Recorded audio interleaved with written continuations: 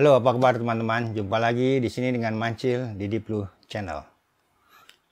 Oke, pada kesempatan kali ini saya akan membuka untuk pembahasan tentang underwater photography atau fotografi bawah air. Ya, oke. Sekilas dulu, fotografi bawah air ini adalah proses pengambilan gambar di bawah air. Ya, entah itu boleh di laut, di sungai, di danau, atau di mana saja. Ya. Nah, fotografi ini biasanya dilakukan sambil scuba diving atau sambil melakukan penyelaman. Ya. Jadi kita akan membawa perangkat-perangkat selain perangkat penyelaman adalah perangkat fotografi. Ini. Pemotretan yang sukses pasti didukung dengan peralatan-peralatan yang cukup memadai, seperti kamera, housing kamera atau casing kameranya, terus lensanya, lampu flashnya atau strobe-nya, lampu videonya, ya. Terus peralatan pendukung seperti arm dan floating armnya. Oke, objek-objek apa saja yang bisa kita dapatkan di bawah air, yaitu landscape, terus hewan-hewan bawah air, ikan, soft coral, bangkai kapal laut, bangkai pesawat terbang, sisa-sisa perang dunia, harta karun yang di dalam laut, terus bahkan sampai model di bawah laut. Ya, penyelam-penyelam sendiri pun bisa menjadi model untuk bawah laut. Terus kita juga bisa membuat movie atau film di bawah air. Ya. Nah, keterampilan seorang fotografer bawah air itu sangat penting karena di situ akan berpengaruh dengan hasilnya. Keterampilan menyelamnya juga sangat penting, seperti mengontrol daya apungnya. Itu akan sangat efek dengan hasil karyanya. Oke. Lingkungan memotret di bawah laut atau di bawah air dengan lingkungan di darat itu sangat berbeda.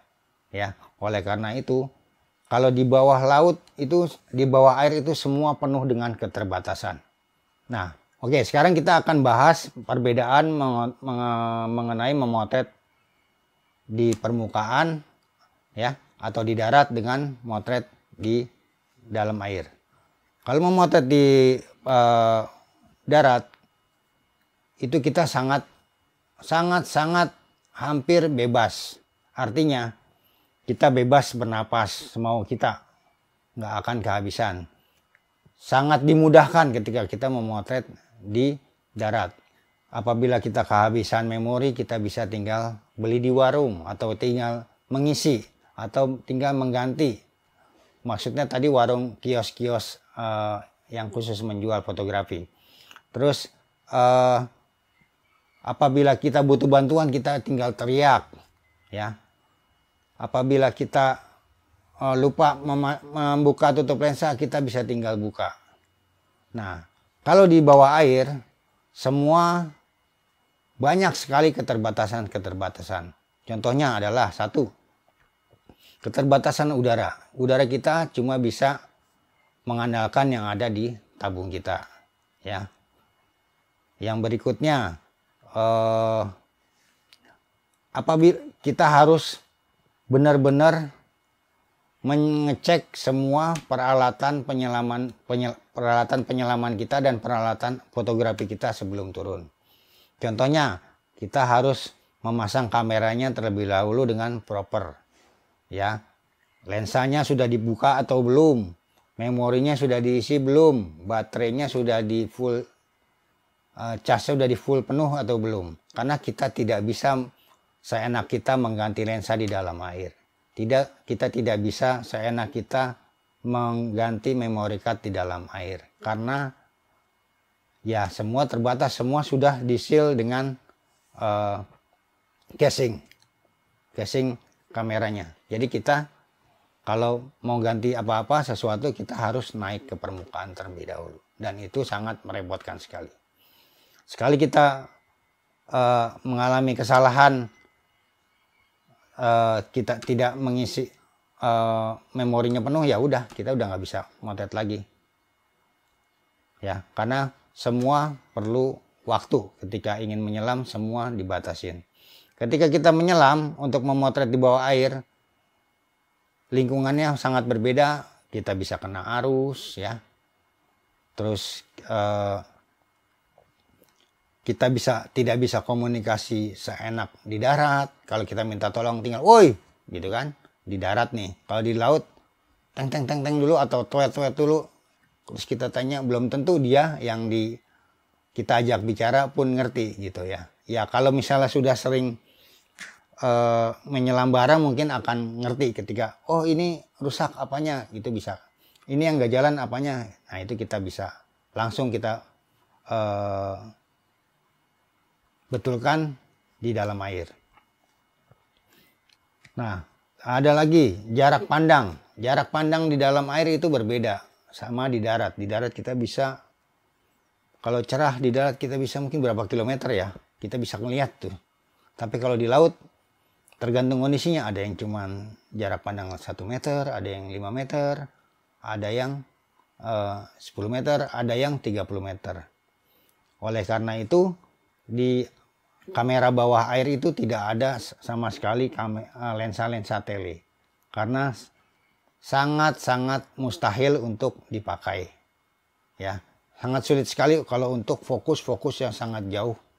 Dan tidak mungkin lah. Jadi kebanyakan untuk kamera-kamera underwater adalah dia pakai lensa-lensa wide, fish eye, ya, lensa lebar, lensa mata ikan yang distorsi, dan lensa makro, ya, atau super makro, buat hunting binatang-binatang kecil. Nah juga yang paling utama ketika kita memotret bawah air adalah keterampilan kita memotret tadi ya di darat. Jadi teman-teman harus belajar dulu bagaimana cara menggunakan kamera secara maksimal di darat. Setelah kita menguasai yang di darat, baru kita transfer, kita coba pelan-pelan untuk belajar di laut. Intinya sama sih, ketika kita ingin belajar ya sering-sering berlatih, karena kita akan tahu bagaimana cara mengatasinya. Kalau oh kondisinya seperti ini, saya kok lampunya warnanya kok masih biru, berarti kita kurang dekat, atau power lampunya kurang kencang. Nah itu mesti dicoba-coba terus. Nah sudah beruntung zaman sekarang kameranya digital, jadi kita langsung bisa review ya. Bayangkan ketika zaman dulu kameranya masih manual, yang belum ada digital, ya kita cuman berdoa semoga fotonya jadi tidak gelap, tidak biru, seperti itu. Tapi sekarang itu langsung instan, begitu motret, wah ternyata masih biru, berarti power lampunya kurang, atau kita maju lagi ke objek yang lebih dekat. Itulah makanya di lensa-lensa underwater kebanyakan lensanya adalah lensa lebar dan lensa fish eye, karena dia bisa mendekat dengan objek dan supaya sinarnya juga mampu menerangi objek yang kita inginkan supaya keluar warnanya. Sekarang kita lanjut ke peralatan kameranya ya. Yang pertama kita ke housing dulu, housing kamera atau case kamera. Yang ini adalah untuk kamera compact ya. Kebetulan ini kamera G7X Mark II ya. Ini casingnya ada yang mika, ada yang bahan mika, ada yang bahan aluminium ya. Ini yang bahan mika, ya tentu saja harganya pun beda. Tapi ini cukup mumpuni. Ini kedalaman maksimumnya 40 meter. Dia terbatas banget kalau yang bahan mika ini ya. Tapi kita kan menyelam juga nggak dalam-dalam ya. Apalagi untuk fotografi. Kecuali kita memotret bangkai kapal yang dalam-dalam. Tapi untuk untuk koral, ikan segala macam kita biasanya motret di kedalaman maksimum paling bagus adalah 15 meter. Ya. Ya, ini untuk kamera compact atau point of shot.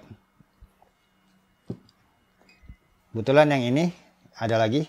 Yang ini adalah untuk kamera DSLR atau mirrorless DSLR. Ya, kameranya housingnya cukup besar. Seperti ini. Ada berbagai macam merek ya. Sudah beredar di seluruh dunia dan di Indonesia pun sudah gampang. Oke. Ini cukup berat ya di darat, tapi di laut dia atau di air dia bisa netral. Nah, kenetralan itu bisa kita atur juga dengan jumlah pelampungnya yang kita gunakan. Kalau ini bahannya bahan aluminium ya, jadi cukup berat. Dan ini adalah kita menggunakan lensa lebar. Kebetulan saya pakai lensa 1240, jadi sini cukup lebar. Dan ini bisa buat lensa fisheye juga. Jadi dia modelnya besar sekali. Ini terbuat dari kaca, ada juga yang terbuat dari akrilik.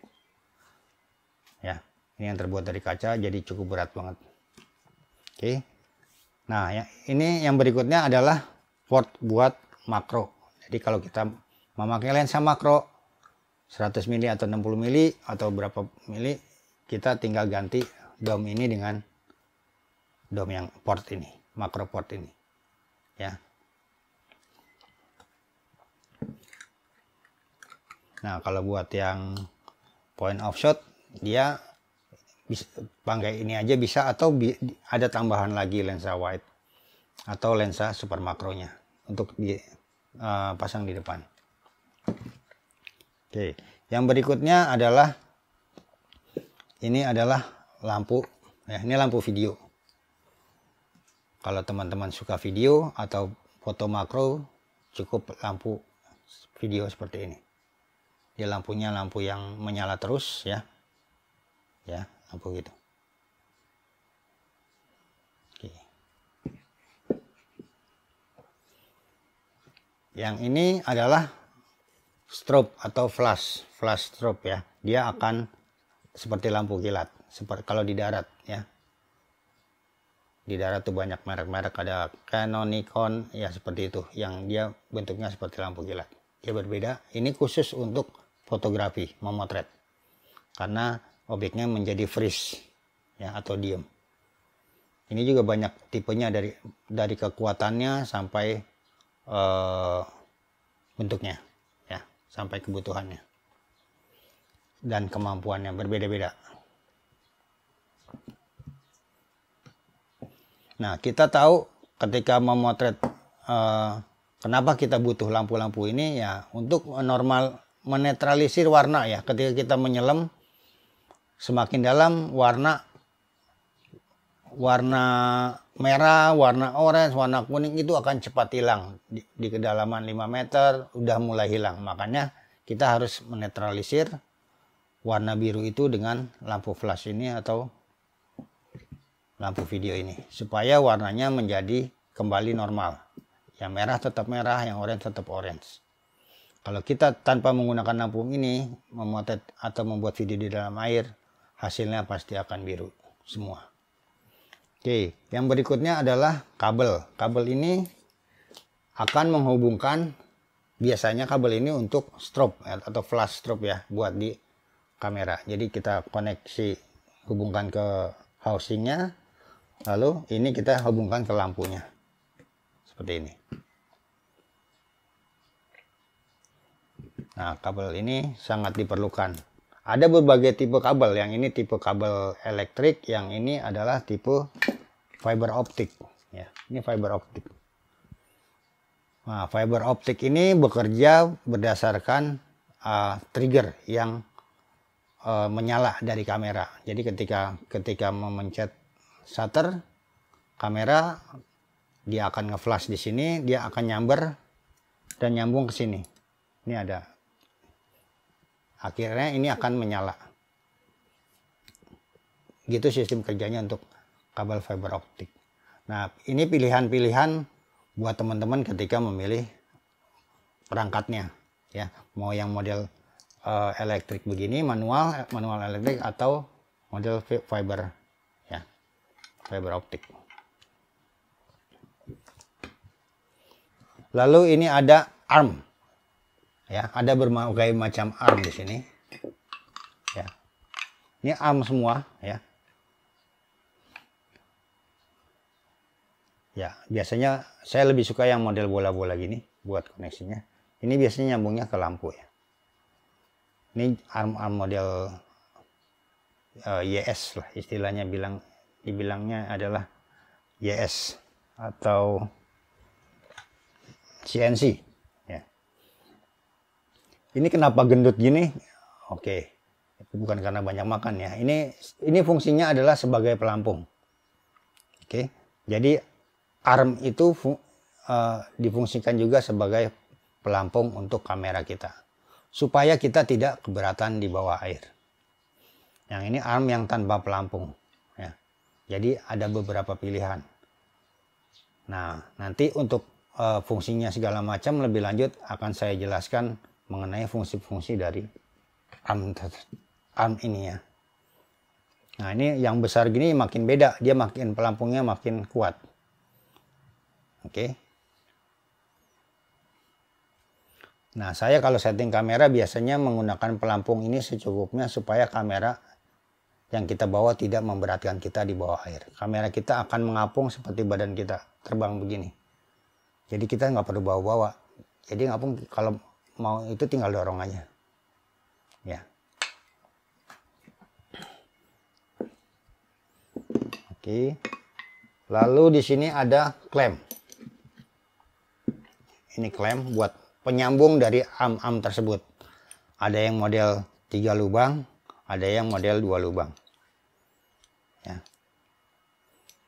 Fungsi klem itu tersebut ya seperti ini ya, saya contohkan. Yang 2 lubang, tinggal proses seperti ini. Ini kita putar.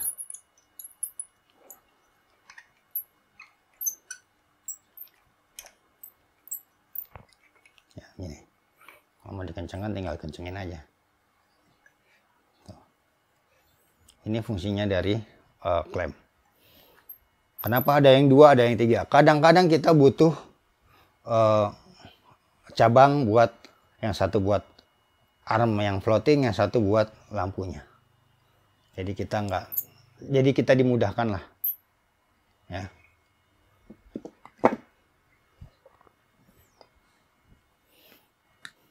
Nah, sekian dari saya ulasan dasar mengenai underwater atau fotografi bawah air. Ya, saya akan bahas untuk step berikutnya bagaimana kita menggunakan kamera bawah air ini supaya kita lebih maksimal. Ya, ikutin terus di Blue Channel ini. Saya akan bahas lebih detail apa semua fungsi-fungsinya lebih detail. Fungsi dari strobe ini lebih detail. Fungsi dan cara penggunaan lampu video ini dengan efisien dan efektif supaya hasilnya maksimal. Apa keuntungan dan kerugian kabel-kabel ini ya, semua akan saya bahas lebih jelas dan lebih lengkap di video berikutnya. Makanya ikutin terus di YouTube channel di Blue ini. Oke, sekian dari saya ulasan mengenai fotografi bawah air ini. Semoga bermanfaat buat teman-teman dan menghasilkan karya-karya yang terbaik. Yuk kita nyelam lagi.